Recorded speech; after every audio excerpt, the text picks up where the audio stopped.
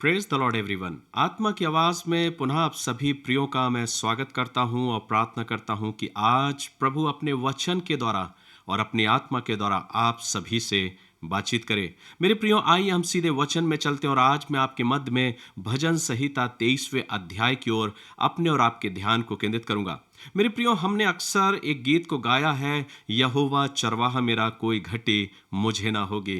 यहोवा चरवाहा मेरा कोई घटे मुझे नहीं है, हरी चराइयों में मुझे हालेलुया स्नेह से चराता वो है, यहोवा चरवाहा मेरा। बहुत खूबसूरत गीत है मेरे प्रियो। अक्सर हम अपनी आराधनाओं में इस गीत को गाते हैं, यहोवा चरवाहा मेरा। कभी कभी आप पहाड़ों के बीच से गुजरती हुई भेड़ों की टोलियों को देखा है? क्या आपने उस चरवाहे को देखा है जो उनकी आगे आगे चलता है, हाथ में लाठी को लिए हुए? भेड़ें कुछ नहीं बोलती, बस अपने उस चरवाहे की आवाज को पहचानती। अगर वे भटकने लगती हैं तो वो जोर से सीटी बजाता है और उसकी आवाज को, उसकी उस सीटी की आवाज को सुनकर उसकी भेड़ें उसकी ओर पीछे पीछे चलने लगती हैं। अगर वो आगे बढ़ता है तो सब भेड़ें आगे बढ़ी चली जाती हैं, और अगर उसका चरवाहा रुक जाता है तो सब की सब भेड़ें ठहर जाती हैं। अब जरा रुक कर सोचिए, अगर वही भेड़ें उस चरवाहे से बिछड़ जाएं तो क्या होगा? वो रास्ता खो देंगी, किसी ना किसी खाई में गिर सकती हैं या किसी जंगली जानवर का शिकार बन सकती हैं। ठीक ऐसा ही मेरे और आपके जीवन में है मेरे प्रियो। जब हम सब अपने इस जीवन की भीड़ में भेड़ों की तरह दौड़े चले जा रहे हैं, पर असली सवाल यह है कि मेरा और आपका चरवाहा कौन है? मात्र इस गीत को गा लेना कि यहोवा चरवाहा मेरा कोई घटी मुझे ना होगी पर्याप्त नहीं है। पर क्या आपने अपने दिल से प्रभु यहोवा को अपना चरवाहा करके स्वीकार किया है? क्या मैंने और आपने अपने उद्धारकर्ता प्रभु यीशु मसीह को अपने और अपनी जिंदगियों में एक उद्धारकर्ता के साथ साथ अपना चरवाहा करके स्वीकार किया है? तो चाहे कोई भी परिस्थितियां क्यों ना हो मेरे प्रियो, हमें किसी चीज की घटी नहीं होगी। और इसी सच्चाई को दाऊद अपने अनुभव के द्वारा, अपने जीवन के द्वारा भजन 23 में वो प्रकट करता है। भजन 23 अध्याय को जब हम पढ़ते हैं तो पहले ही पद में दाऊद कहता है, यहोवा चरवाहा मेरा मुझे कुछ घटी ना होगी। यहां पे दाऊद अपने उस विश्वास को और अपने उस अनुभव को शेयर करना चाहता है, बांटना चाहता है। जब इस अध्याय के 6 पदों को जब हम पढ़ते हैं, क्योंकि इस अध्याय में हमको 6 पद मिलते हैं, लेकिन ये 6 पद मेरे और आपके जीवन का सार हैं। इन शब्दों के द्वारा हम और आप अपने जीवन की उस आत्मिक यात्रा को और गहराईता के साथ और विश्वास के साथ आगे बढ़ाते हैं। दाऊद राजा था और वह पहले एक चरवाहा, एक बालक था। वह जानता था कि भेड़ों की सुरक्षा उसके हाथ में, इसलिए जब वह कहता है यहोवा चरवाहा है मुझे कुछ घटी ना होगी, वह यह नहीं कहता कि हमारा चरवाहा है, वह कहता है मेरा, क्योंकि परमेश्वर से उसका संबंध एक घनिष्ठ और व्यक्तिगत संबंध था। यही आज की सच्चाई है मेरे प्रियो, यही सच्ची आत्मिकता है कि जब हम और आप अपने परमेश्वर के साथ, अपने ईश्वर के साथ व्यक्तिगत संबंध को, एक पर्सनल रिलेशन को, एक पर्सनल कनेक्टिविटी को जब हम अपने प्रभु के साथ बांधते हैं तो हम ये कहने पाते हैं यहोवा मेरा चरवाहा है मुझे कुछ घटी ना होगी। आगे वचन में कहता है, वह मुझे हरी हरी चराइयों में बैठाता है, वह मुझे सुखदाई जल के झरने के पास ले चलता है। हरी चराइयां अर्थात हमारी आत्मा के लिए जो ताजगी की आवश्यकता है, यह परमेश्वर के वचन की ओर संकेत करती है। क्यों कहा जाता है कि हम हर सुबह जब अपने दिन की शुरुआत करें परमेश्वर के वचन से करें? हमारा यहां इकट्ठा होना भी इसी बात की ओर तो संकेत करता है कि हम और आप परमेश्वर के वचन के द्वारा अपने आत्मा की ताजगी के लिए उस वचन को अपने जीवन में सजो कर रखते हैं, क्योंकि परमेश्वर का वचन जो आत्मा की रीति से हमसे और आपसे बात करता है, वो मेरे और आपके आत्मिक जीवन को पोषण करता है, मुझे पोषित करता है, ताकि मैं आत्मिक रीति से मजबूत बन सकूं। और शांत जल उस आंतरिक शांति का प्रतीक है। जब चारों तरफ तूफान नजर आते हैं तो ऐसे समय में प्रभु हमें और आपको भीतर से स्थिर करता है।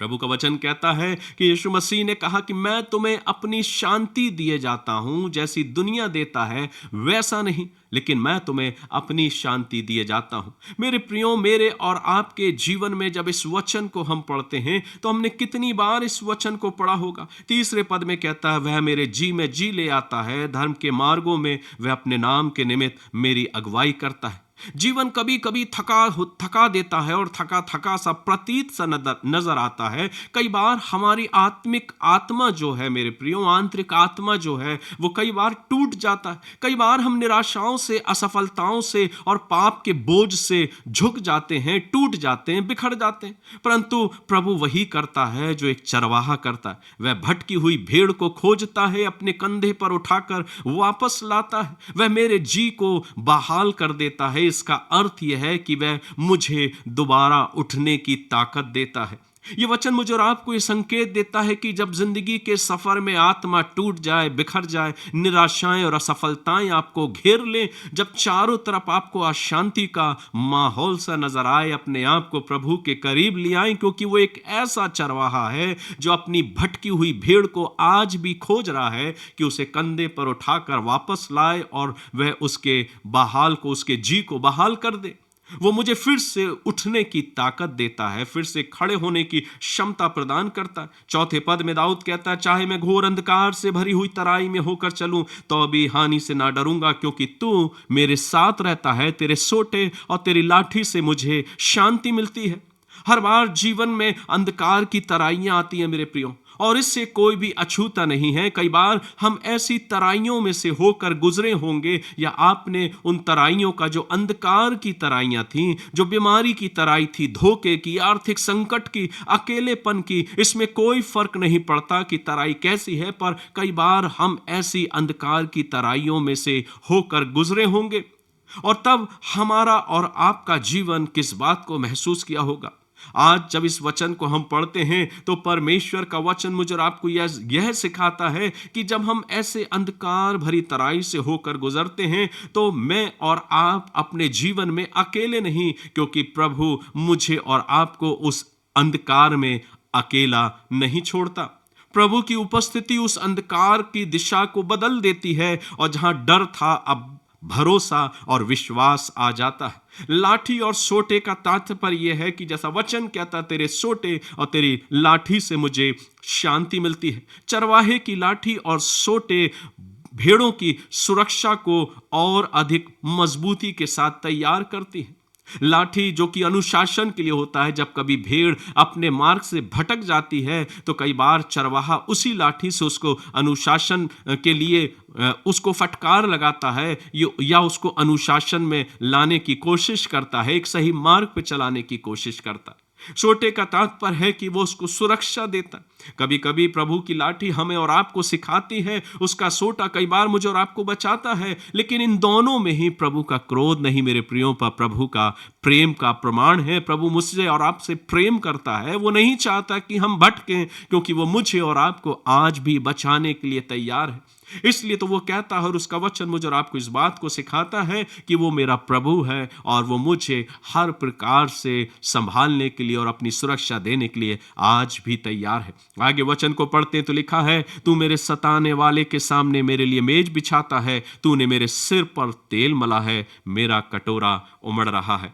मेरे प्रियो, परमेश्वर की एक अद्भुत शैली है। परमेश्वर के काम करने का तरीका बहुत भिन्न होता है मेरे प्रियो। कई बार हम और आप ना जाने अपनी जिंदगी में किस किस तरीके से परमेश्वर की योजनाओं को होते हुए देखना चाहते हैं, लेकिन जब कभी नहीं होती तो हमारा विश्वास बिखर जाता है, हम टूट जाते हैं, हम विश्वास से परे चले जाते हैं। लेकिन वक्त ज्यादा देरी नहीं होती, वक्त बदलता है, परिस्थितियां बदलती हैं, सब कुछ बदलता हुआ नजर आता है। जहां पतझड़ था अब वहां पे नई कोपलें सी फूटती हुई नजर आती हैं। जो वृक्ष अभी खाली नजर आ रहा था उसमें फिर से हरियाली नजर आती है, पत्ते आते हैं, फूल लगते हैं, फल होता है और फिर देखने पे ये नजर आता है कि सोचा तो कुछ गया था लेकिन घट कुछ गया है। बेशक समय लगा है लेकिन सब कुछ परिवर्तित हो गया। इसलिए तो कहा गया है कि परमेश्वर की कार्य करने की जो शक्ति है वो बहुत अद्भुत है। वो बहुत अद्भुत तरीके से, अद्भुत शैली से वो कार्य करता है। वह हमें गिरने नहीं देता बल्कि विरोधियों के सामने हमें सम्मानित करता है। वह हमारे और आपके सिर पर तेल मलता है। ये एक अभिषेक, एक बुलाहट, एक पहचान की ओर इशारा करती है।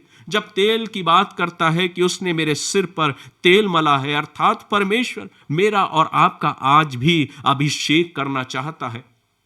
आज दुनिया अभिषेक के पीछे भागी पड़ी हुई है कि कौन उनके सिर पर हाथ रखकर उनका अभिषेक कर दे, लेकिन अभिषेक किसी इंसान के द्वारा नहीं या इंसान के हाथ रखने से नहीं मेरे प्रियो, लेकिन अभिषेक परमेश्वर की आत्मा में होकर और उसके वचन में होकर मुझको और आपको मिलता है। क्योंकि दाऊद ने उस अभिषेक को अपने जीवन में पा लिया था और वो कहता है उसने मेरे सिर पर तेल मला है। यह वह अभिषेक है जो परमेश्वर की ओर से होकर आता है। वो मुझे और आपको बुलाहट देता है, एक पहचान देता है। और जब यह अभिषेक मिलता है तो मेरे और आपके दिल का जो कटोरा है वो उमड़ पड़ता है और इसलिए कहता है मेरा कटोरा उमड़ रहा है। जब आपको प्रभु आशीष देता है तो वो कम तौल कर नहीं देता, पर वो भरपूरी की आशीष देता है, उंडेल कर देता है, क्योंकि वो आशीष मेरे और आपके जीवन से उमड़ने लगती है। आगे लिखा है निश्चय भलाई और करुणा जीवन भर मेरे साथ साथ बनी रहेगी और मैं यहोवा के धाम में सर्वदा वास करूंगा।